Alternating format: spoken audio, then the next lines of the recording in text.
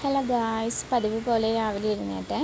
ഞാനാണെങ്കിൽ ചോദ്യമാണ്. രാവിലെ എഴുന്നേറ്റ് അടുക്കളയിലെ പണിയൊക്കെ കുറച്ചൊക്കെ ഒതുക്കി കഴിഞ്ഞ് കുളിയൊക്കെ കഴിഞ്ഞ് വന്നപ്പോൾ കുഞ്ഞായി രണ്ടിട ഉറക്കമായിട്ടോ. കാരണം എന്താണെന്ന് വെച്ചാൽ അച്ചാച്ചി ജോലിക്ക് പോകാൻ നേരം കുഞ്ഞായി എഴുന്നേറ്റേ. അപ്പോൾ പിന്നെ കുറേ നേരം കഴിഞ്ഞിട്ടാണ് കേട്ടോ കിടന്നത്. അതുകൊണ്ട് പിന്നെ കുഞ്ഞാനെ എഴുന്നേൽപ്പിക്കണ്ടെന്ന് കരുതി എഴുന്നേൽപ്പിക്കുക. പിന്നെ വഴക്കുണ്ടാക്കും, എന്നൊന്നും ചെയ്യാൻ സമ്മതിക്കത്തില്ല.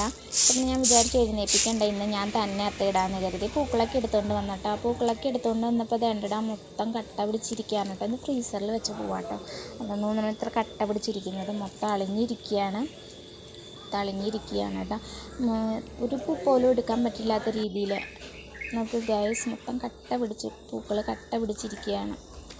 ഒന്നും അപ്പത്തിന് എടുക്കാൻ പറ്റില്ല. ഇത് പക്ഷേ ഫ്രിഡ്ജ് വെച്ചാണ് കേട്ടോ, ഫ്രീസറിൽ വെക്കാതെ ഫ്രിഡ്ജിൽ തന്നെ വെച്ച് പോവാം. ഇത് കുഴപ്പമില്ല കേട്ടോ ഗൈസ്. പക്ഷേ ഇതങ്ങ് മൊത്തം അളിഞ്ഞു പോയി, മൊത്തം വെള്ളം പിടിച്ചിരിക്കുകയാണ്, എടുക്കാൻ പറ്റാത്ത രീതിയിൽ അളിഞ്ഞു പോയി. അപ്പം ഞാനോർത്ത് എന്നാൽ ശരി, ഇത് എടുക്കണ്ട, ഇത് ഉള്ളത് കൊണ്ട് ഓണം പോലെയെന്ന് പറഞ്ഞ പോലെ ഉള്ള പൂക്കൾ വെച്ച് ഇടാമെന്ന് കരുതി. ഇനി തലേദിവസത്തെ പൂക്കളൊക്കെ മാറ്റണം. മാറ്റുവാണ് കേട്ടോ. എല്ലാം ക്ലീൻ ആക്കുകയാണ്. എല്ലാം മാറ്റി എല്ലാം കഴിഞ്ഞ് നോക്കിയപ്പോൾ ചെമ്പരത്തിപ്പൂ ആണെങ്കിൽ മുറ്റത്ത് നിൽപ്പുണ്ട്. ചെമ്പരത്തിപ്പൂ പറിക്കാമെന്ന് കരുതി 5-6 ചെമ്പരത്തിപ്പൂവും പറിക്കുകയാണ് കേട്ടോ. ചെമ്പരത്തിപ്പൂ ആകുമ്പോൾ നല്ല ഫ്രഷായിട്ട് കിട്ടി. ബാക്കിയെല്ലാം തലേ ദിവസം പറിച്ചാണ്.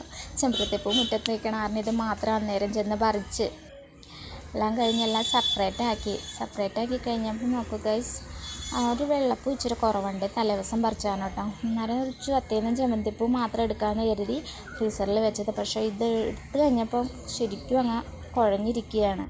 പിന്നെ അതൊട്ടും എടുക്കാൻ പറ്റത്തില്ല. അപ്പോൾ പിന്നെ ഉള്ളത് കൊണ്ട് ഓണം പോലെ ഞാനെന്നാൽ ഒരു കാര്യം ചെയ്തത്, ഒരു വെള്ളപ്പൂ കുറവുണ്ട്, വെള്ളപ്പൂ ഇത്തിരിയേ ഉള്ളൂ. അപ്പോൾ ഞങ്ങൾക്ക് മുറ്റത്ത് വെള്ളപ്പൂ നിൽക്കണ്ട, അതെന്നാൽ കുറച്ച് നിന്ന് പറിക്കാമെന്ന് കരുതി ഞാൻ വെള്ളപ്പൂ പറിക്കുകയാണ് കേട്ടോ ഗൈസ്.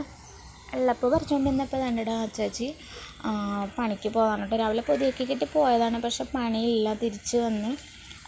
അപ്പോൾ പിന്നെ ഞാനെന്നാൽ അത്തയിടാമെന്ന് കരുതി അങ്ങനെ കുഞ്ഞായി നല്ല ഓർക്കാണ് കേട്ടോ. എല്ലാം കഴിഞ്ഞ് അത്തയിട്ട് കഴിഞ്ഞിട്ടാ ഗൈസ്. എങ്ങനെയുണ്ട് ഗൈസ്?